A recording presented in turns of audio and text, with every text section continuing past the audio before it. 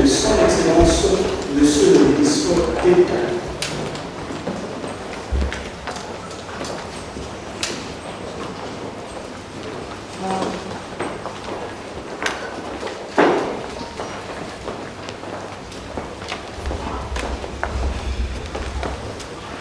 Monsieur les représentants des coordonnateurs nationaux du Fonds social de la République,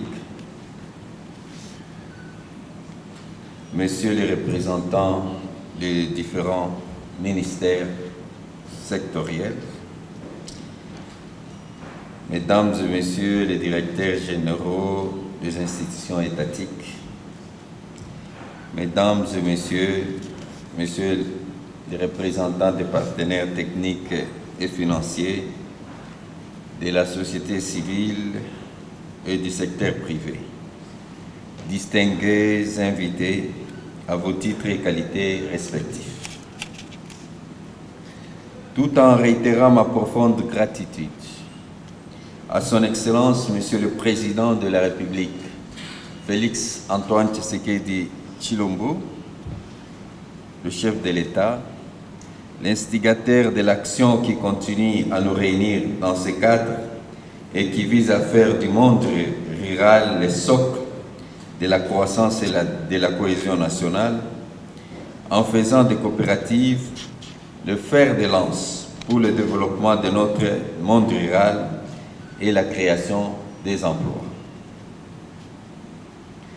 Je réitère ainsi aussi à Son Excellence, Madame la Première ministre, chef du gouvernement, Son Excellence, Madame Judith Suminwa Tuluka, qui porte à cœur cette ambitieuse volonté du Président de la République et la concrétise à travers le programme d'action du gouvernement 2024-2028 en donnant une vigoureuse impulsion à l'activité coopérative pour assurer un développement à la base. Mes remerciements s'adressent spécialement à toute l'équipe de la présidence de la République, sous la supervision du conseiller principal du chef de l'État chargé de l'agriculture, pêche et élevage et développement rural, qui a accompagné mon ministère dans la préparation technique de cet atelier. Je tiens à remercier sincèrement l'appui de la Banque africaine de développement et spécialement du Fonds social de la République pour l'appui pour les travaux de cet atelier qui sont en droite ligne avec le programme gouvernemental de transformation de l'agriculture en RDC. Je m'en vais aussi remercier également notre invité spécial, M. Yao Toyo, directeur général de l'entreprise, Groupe Jonction de croissance agricole au Togo, d'avoir remarquablement partagé son expérience sur les coopératives pour le bénéfice de nos participants. Enfin, je félicite la ténacité et l'attention soutenue de tous les participants ici présents tout au long de cet atelier et je remercie tous les experts et facilitateurs venus de tous les horizons et de diverses institutions pour partager leur expérience. Et avec mention spéciale, merci à tous les coordonnateurs provinciaux du Service national des coopératives, SYNCOP-ANSIC, pour le travail abattu et les résultats qui vont nous permettre d'élaborer une feuille de route sur la structuration et l'accompagnement des coopératives et pourquoi pas la revitalisation des agglomérations rurales. Mesdames, Messieurs, distingués invités,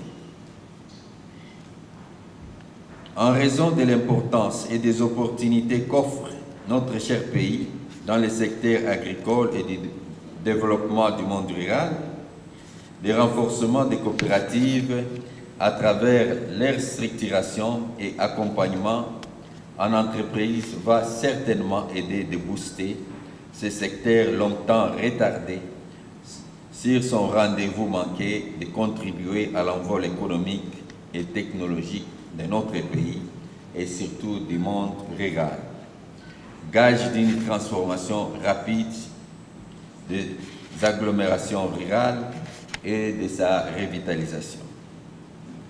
C'est pour cette raison que les travaux de cet atelier ont été conçus et lancés en vue de contribuer à la matérialisation de l'aspiration de la plus haute autorité du pays en ce qui concerne le développement rural. Les travaux de l'atelier, qui ont connu une participation active de votre part, des différents acteurs du secteur public, privé et de la société civile, notamment de nos coordonnateurs provinciaux, qui ont permis le partage de connaissances et d'expériences, ont permis un éclairage sur les questions et préoccupations des acteurs congolais en rapport avec les meilleures conditions de mise en œuvre des coopératives. Mesdames, Messieurs, distingués invités, au troisième jour après le lancement de l'atelier relatif aux coopératives, nous atterrissons avec l'impression d'une grande satisfaction, je le pense, car les thématiques abordées et les échanges fructueux ont permis de mesurer les insuffisances et d'amorcer leur prise en charge. Il s'agit particulièrement de ce qui suit. Sur le plan de la structuration, 1. Le texte juridique régissant les coopératives dans notre pays sont soit obsolètes, soit ambigus. 2. Le faible alignement des textes juridiques régissant les coopératives dans notre pays avec l'acte uniforme de l'OHADA. 3. La plupart des sociétés coopératives ne sont ni multisectorielles, ni multifonctionnelles, ni polyvalentes et souvent non inclusives. Sur le plan de l'accompagnement, 1. Le dysfonctionnement des services nationaux des coopératives et organisations paysannes qui devaient être réformés et pour permettre à ce que ces services puissent s'imiter à atteindre les rendez-vous de sa mission.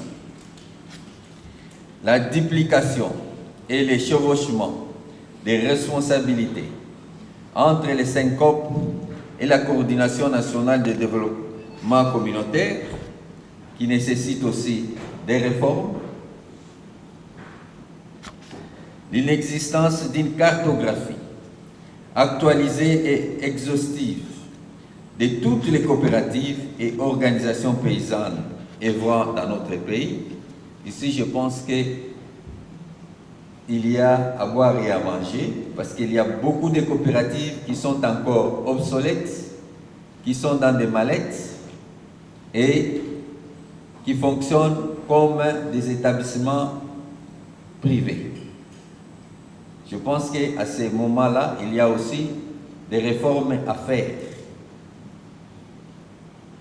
C'est pourquoi, personnellement, je souhaite que les coopératives, les syncopes et le guichet unique puissent travailler en symbiose, en coopération, en harmonie, pour permettre à ce que les coopératives soient réellement enregistrées en ordre sur toute l'étendue du pays. Je pense que là, j'invite la coordination des syncopes et des guichets uniques de se mettre ensemble pour m'accompagner dans cette harmonisation et dans ces réformes.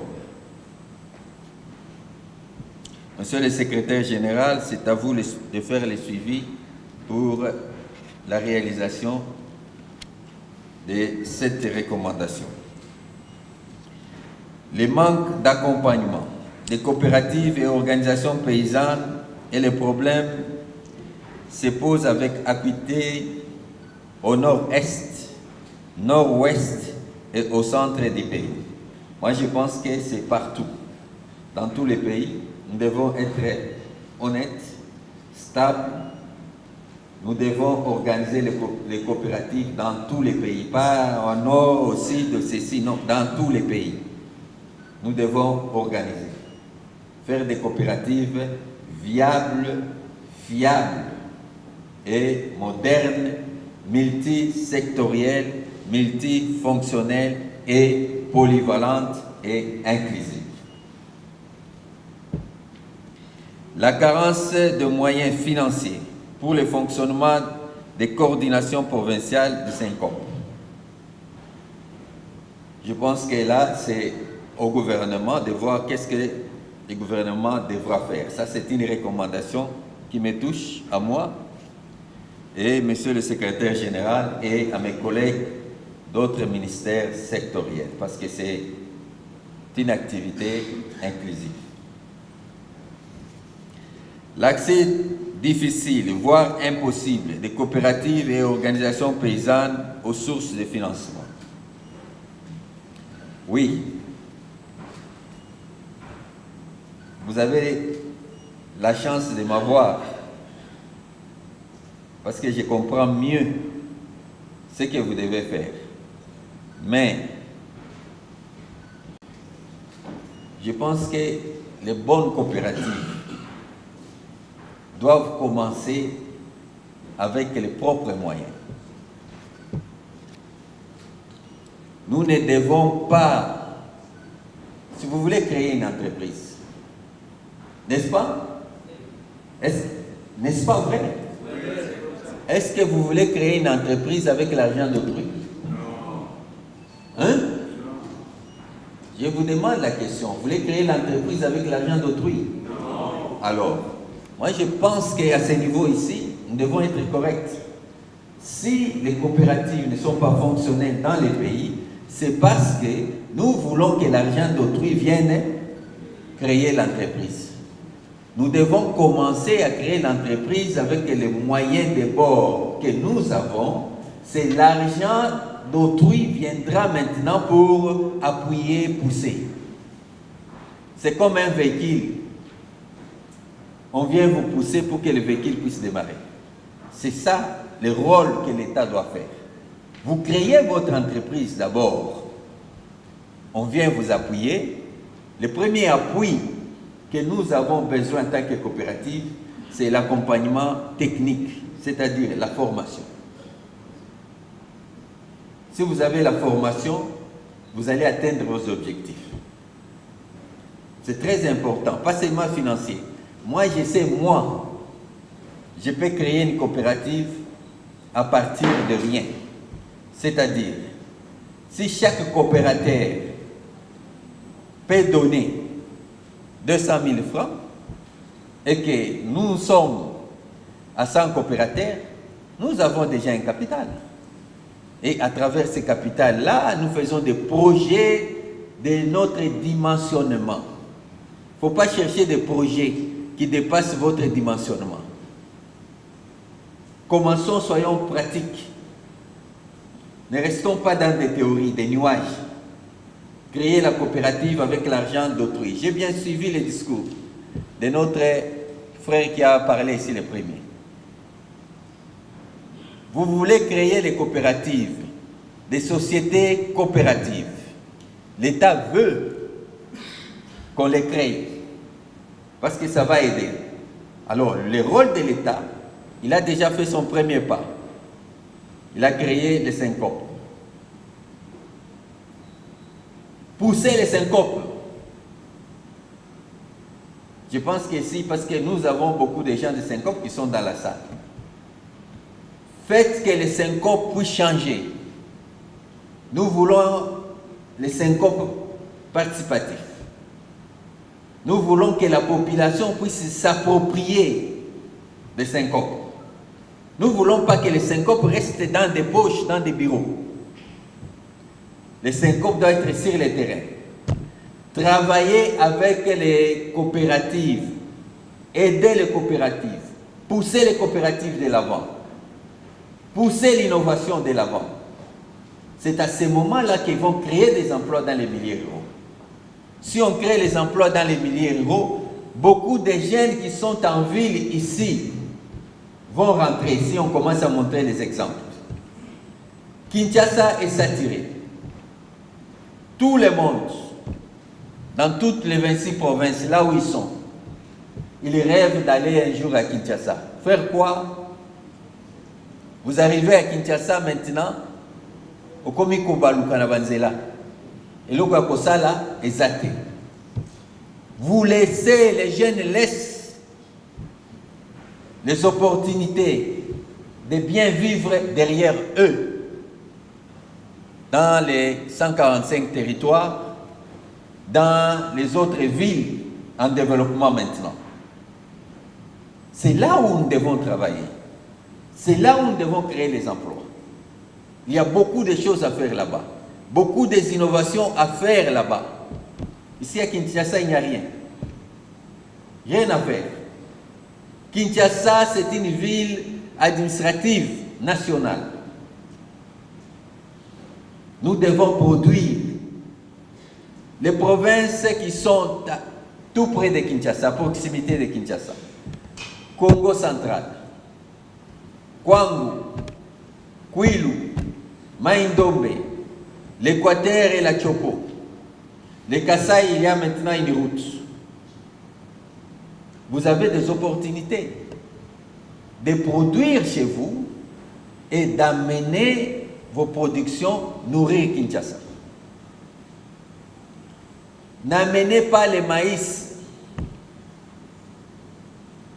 Transformez vos produits chez vous.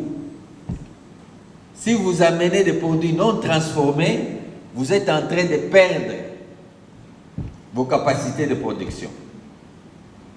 Transformez vos produits chez vous. Venez avec les produits transformés. Si vous amenez ici les maïs non transformés, vous allez perdre vos bénéfices.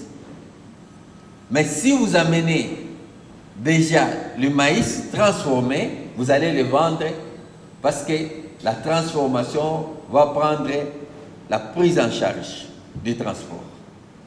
C'est ça la chaîne de valeur.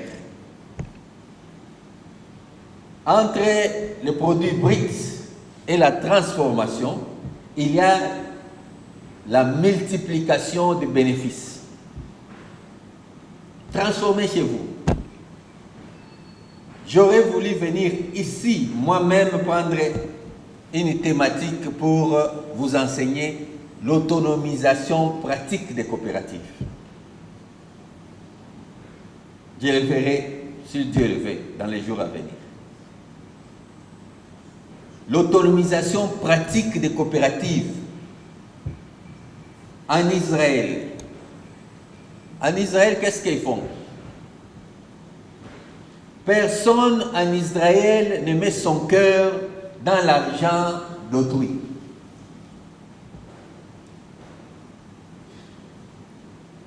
Il commence avec son argent.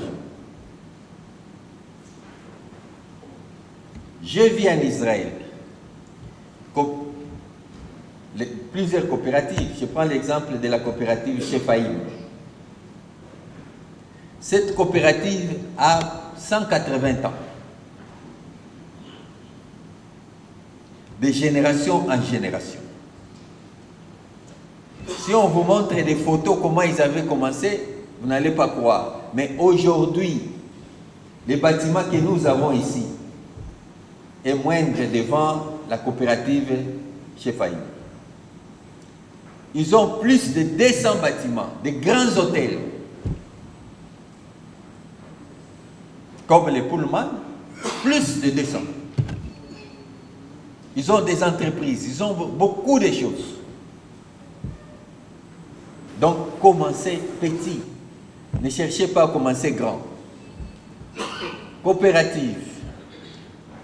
Pas seulement des coopératives traditionnelles. Pour moi, la coopérative agricole, c'est une coopérative traditionnelle.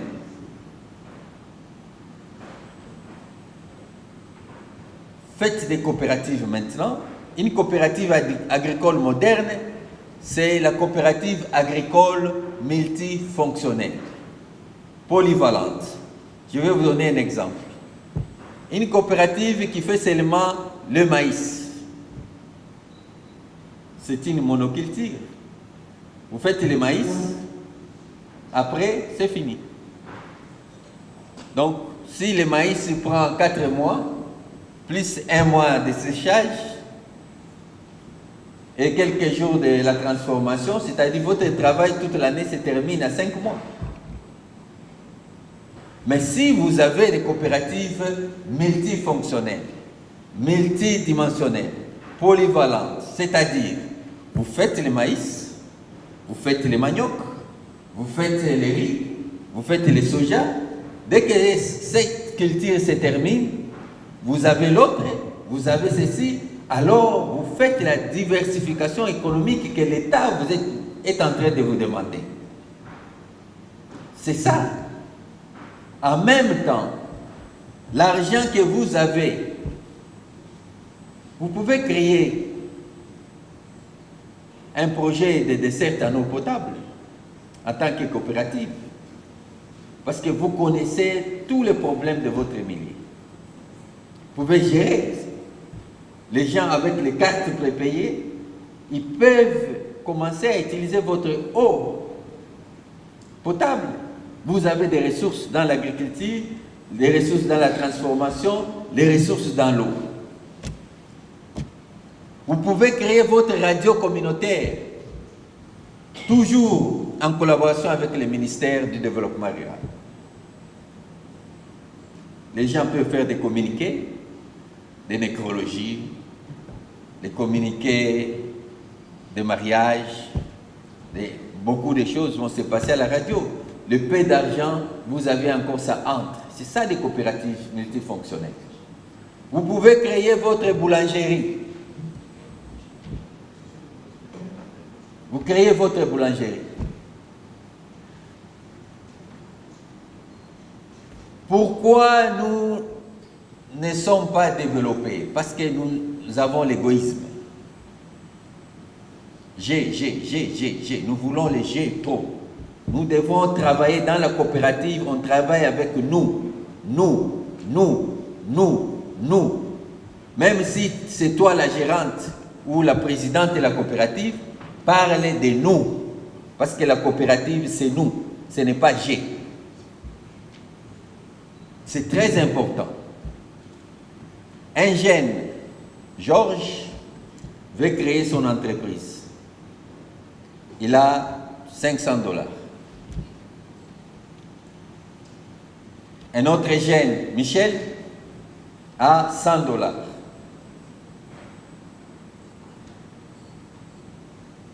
Arlette a $150. Ils veulent créer une petite boulangerie. On dit que la boulangerie, pour la créer, il faut avoir $1 200. Est-ce que ces jeunes-là, chacun individuellement, peuvent créer une coopérative? Non. C'est l'établissement qui vont créer, selon notre loi. Alors, lorsqu'ils vont se mettre ensemble, tous ces jeunes-là, ils vont atteindre les $1 200. S'ils atteignent les $1 200, celui qui a mis $500 a beaucoup de parts, qu'on appelle prorata dans les coopératives. Celui qui a $350 a aussi des parts. Celui qui a $150 a des parts. Celui qui a mis $100 a des parts. C'est comme ça la coopérative. Nous devons définir la valeur d'une part sociale dans la coopérative. Et à ce moment-là, la boulangerie commence à fonctionner. Ce n'est pas la boulangerie d'une seule personne, c'est une boulangerie coopérative. Est-ce que vous me suivez très bien? De l'autre côté, vous me suivez? Ce sont des choses que moi je veux. Si vous êtes dans cette logique, moi je vais me battre pour vous accompagner. Mais si vous êtes dans la logique de G, je ne peux pas vous accompagner. Venez au ministère du Développement rural avec des projets nous. Ne venez pas avec des projets G. Faites des coopératives viables et fiables. Nous allons vous accompagner. Travaillez dans les principes que je viens de vous donner. Nous allons réussir. Donc, je pense que si j'ai quitté mon discours pour parler un peu, c'est pour permettre aux coordonnateurs des syncopes qui sont venus, ils n'ont pas eu la chance de discuter avec moi, pour que vous puissiez aller avec une essence de ce que je suis en train de penser pour les coopératives. C'est pourquoi je voulais vous donner quelques exemples. Si vous travaillez très bien, 2 ans suffit pour qu'une coopérative puisse commencer à se développer. Avec 2 ans seulement, vous êtes bien encadré. Aimez-vous dans votre coopérative. Travaillez ensemble, la main dans la main. Félicitez les membres qui font un bon travail. Vous allez voir que le travail va aller de l'avant. Donc c'est très important. Ceux qui ont des coopératives, je vous exhorte, au nom du chef de l'État, de le faire ensemble. D'échanger. Si vous avez des coopératives qui sont individuelles, changez. Faites des coopératives maintenant, sociétales.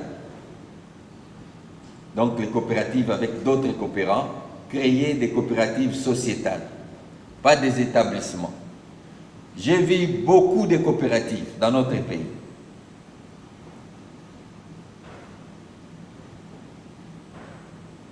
Coopérative telle, mais ce sont des coopératives privées, des individus.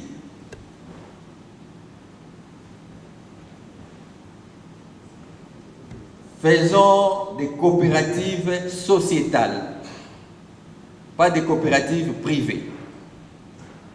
Je vous exhorte, ça ce sont des conseils que je vous donne.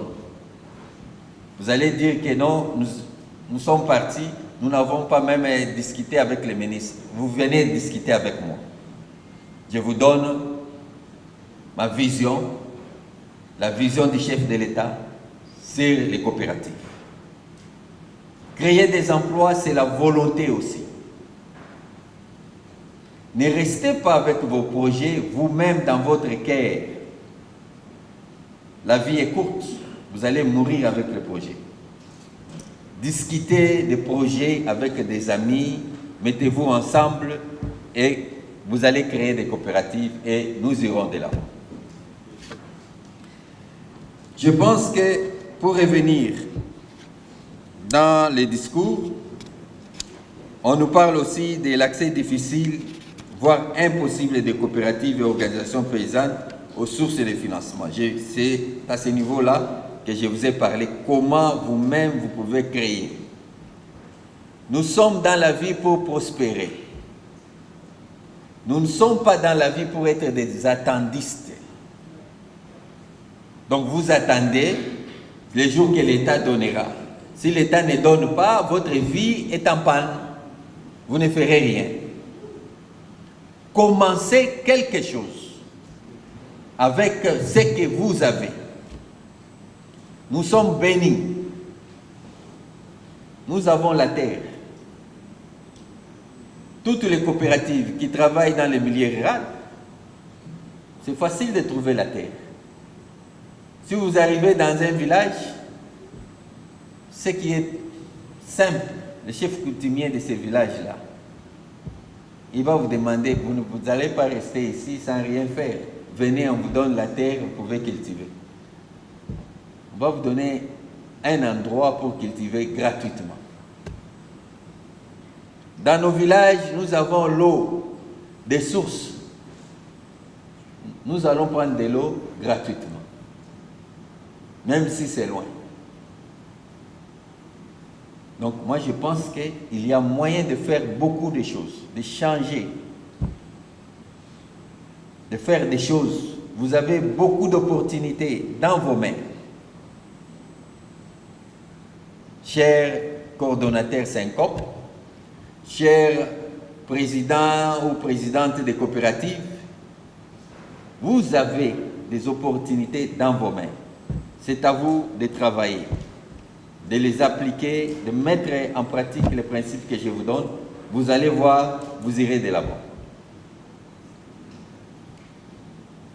Préparez-vous à ce que le bailleur des fonds, le partenaire technique et financier, votre partenaire technique naturel que vous devez déranger, c'est les Syncop.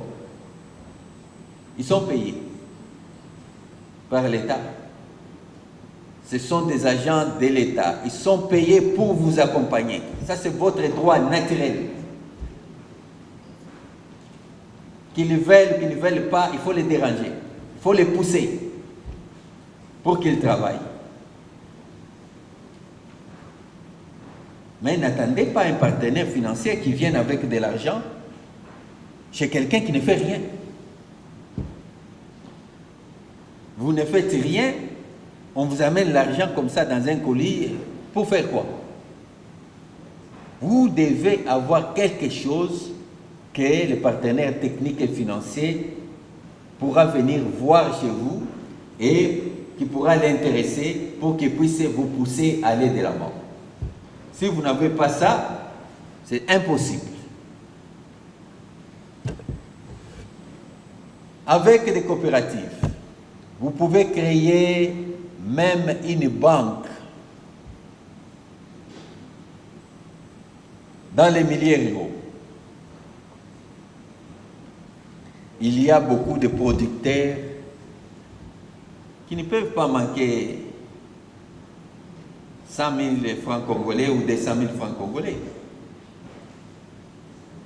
Alors, si vous avez la capacité de fédérer 1000 membres dans une coopérative où chacun a 200 000 francs, vous voyez la capacité de l'argent? Ça peut créer déjà le début d'une petite banque. Nous avons des opportunités dans plusieurs de nos agglomérations. Il n'y a pas de banque. Il n'y a pas de caisse d'épargne. Ça n'existe pas. Nous pouvons vous accompagner. Mais c'est à vous de travailler, c'est vous qui êtes sur le terrain. Il y a des moments où l'État a même des problèmes pour payer les enseignants. L'État ne sait pas, ça va passer par quelle structure. Ça peut vous aider. Ça, ce sont des idées que je vous donne. Il y a beaucoup de choses à faire. Si vous êtes bien organisé, l'État peut vous faire confiance même pour arranger les routes. Vous êtes bien organisé, l'État peut vous accompagner. Vous êtes à côté des rivières où il y a des petites chutes. L'État peut vous accompagner de faire des micro-projets d'électrification qui peuvent alimenter 1000 à 2000 maisons. et vous mettez votre carte prépayée. Votre coopérative va fonctionner. Donc, regardez, vous êtes sur une terre fertile. Il y a beaucoup de projets qu'ensemble, nous pouvons faire. Ensemble, avec les coopératives, nous pouvons développer le milieu rural. C'est possible.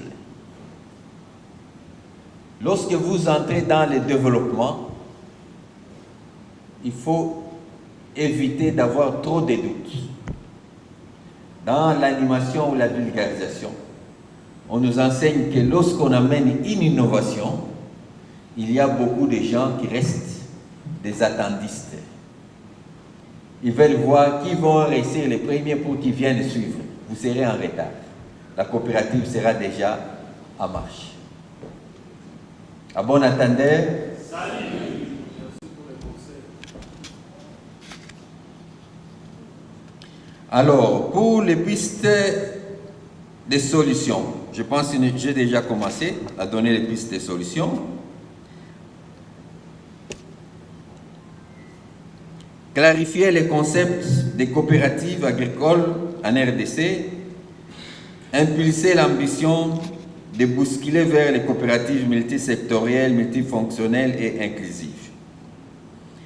Identifier les leviers techniques, économiques et organisationnels de mise en œuvre. De partager les expériences nationales et africaines avec les succès et échecs. Nous avons amené, je ne sais pas, je n'étais pas là quand monsieur, c'est Yoko Yao. Je n'étais pas là quand il a présenté. Est-ce que comment vous avez trouvé? C'est bon? C'était bon? Alors, si c'est bon, vous pouvez travailler avec lui. Vous pouvez travailler avec lui. Il y a beaucoup de possibilités. Je vous donne encore d'autres idées. Nos brasseries ici,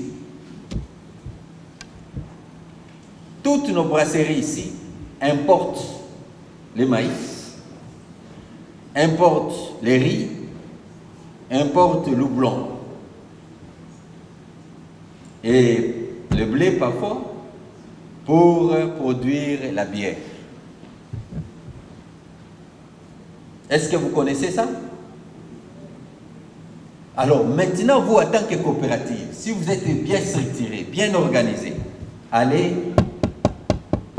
toquer à la brasserie.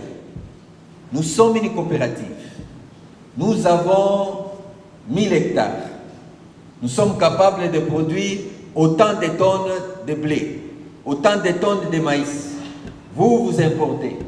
Nous voulons que vous puissiez signer. Nous n'avons pas besoin que vous puissiez nous donner tout l'argent.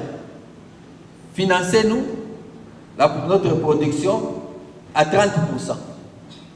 Le reste, vous allez nous payer quand nous allons produire. C'est le début de l'industrialisation.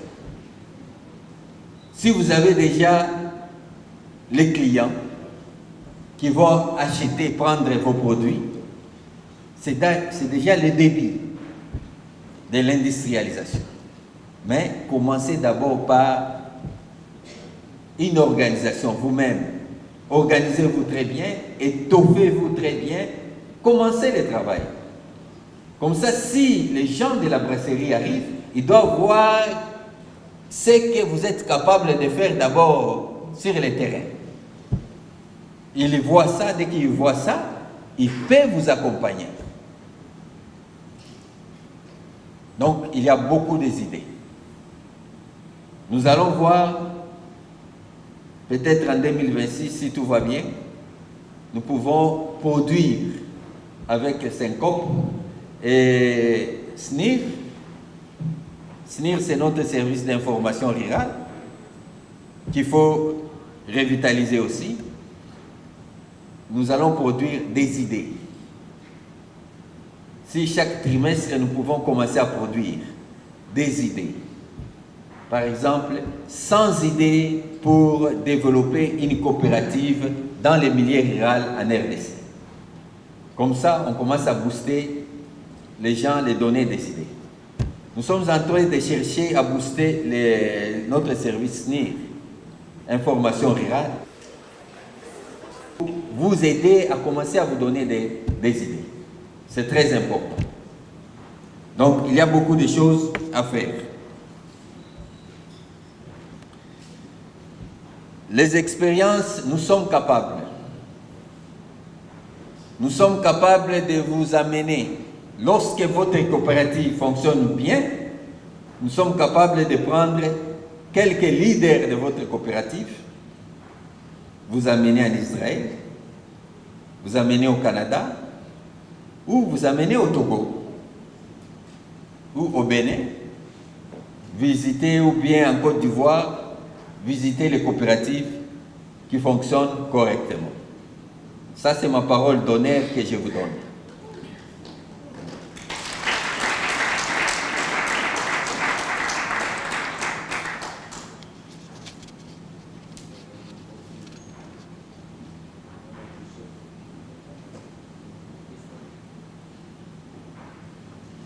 Bon, ce qui concerne Syncope, là, je pense que nous avons déjà parlé, il faut réformer.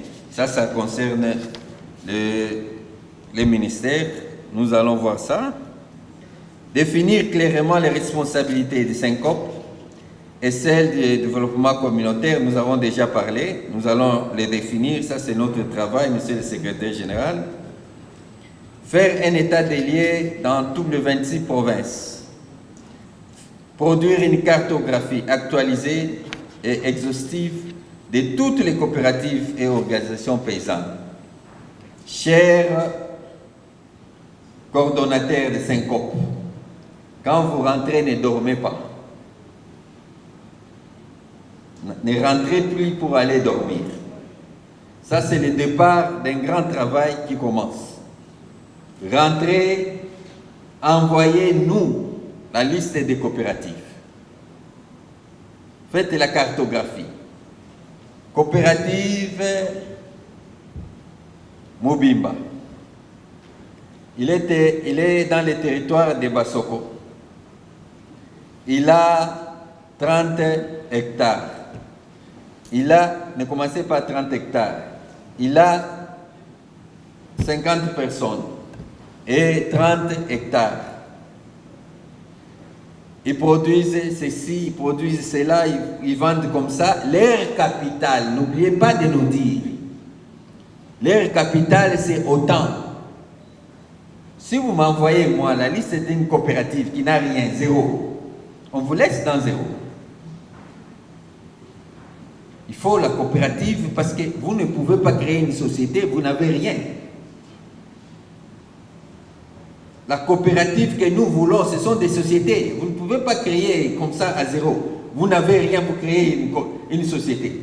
Vous voulez quoi? C'est une société. Aider les gens à créer des sociétés avec les moyens de bord qu'ils ont. Quelqu'un qui est capable d'acheter un vélo, il est capable d'être membre d'une coopérative dans leur village. Quelqu'un qui a une moto, les motocyclistes ici, vous pouvez aussi les organiser en coopérative. Et dans une année, ils peuvent progresser. Dans 2 ans, ils peuvent avoir et les motos et les véhicules. Donc c'est à nous-mêmes les Congolais, nous devons voir qu'est-ce que nous voulons. L'État congolais ne doit pas rester comme ça, en train d'attendre. L'État congolais a besoin des entrepreneurs. Nous avons besoin des entrepreneurs dans les milieux ruraux. L'entrepreneuriat rural, nous avons besoin de ça. Ceux qui vont suivre les conseils, ce sont les premiers millionnaires dans des milieux ruraux. Il y a beaucoup de choses qui doivent se faire dans nos milieux ruraux. Toutes les choses que vous voyez là, voilà, ici il manque ceci, ici il manque cela. Faites commencer ça. Petit à petit, quand l'État va venir, il trouve que ces choses-là, vous les avez déjà commencées, ils vont vous appuyer. C'est très important. Je pense qu'on a donné l'exemple des CADECO ici, j'ai déjà parlé de ça. Le plaidoyer, j'ai déjà parlé de ça. Alors, je pense que toutes les étapes, proposition des textes, j'ai déjà parlé de ça. Ça, c'est monsieur le coordonnateur et nous, au ministère, nous devons voir ça. Je pense que je termine. Mesdames et messieurs, distingués invités, on a l'allocution formation sur ça. Ça, ce n'est pas seulement un discours, c'est un discours formation. Ceux qui veulent suivre mes conseils, les principes vont les mettre en pratique. Ceux qui ne veulent pas,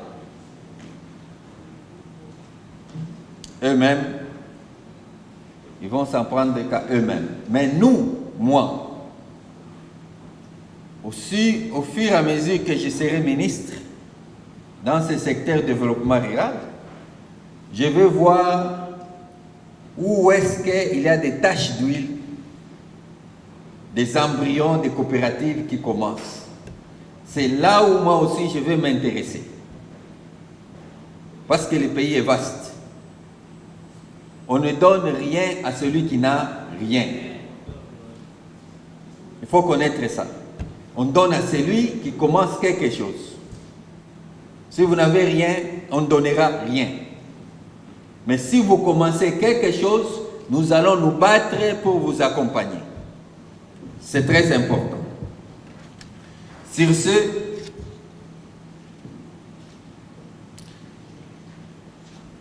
que vive l'organisation des coopératives dans le monde rural. Que vivent les coopératives multifonctionnelles, polyvalentes et multisectorielles, et aussi inclusives. C'est-à-dire des coopératives qui sont genrées, où on trouve des hommes et des femmes. Des coopératives où on peut trouver aussi une femme leader, pas seulement des hommes.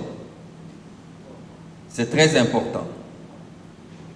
Je déclare officiellement clos les travaux sur la structuration et l'accompagnement des coopératives en République démocratique du Congo et je vous remercie pour votre attention.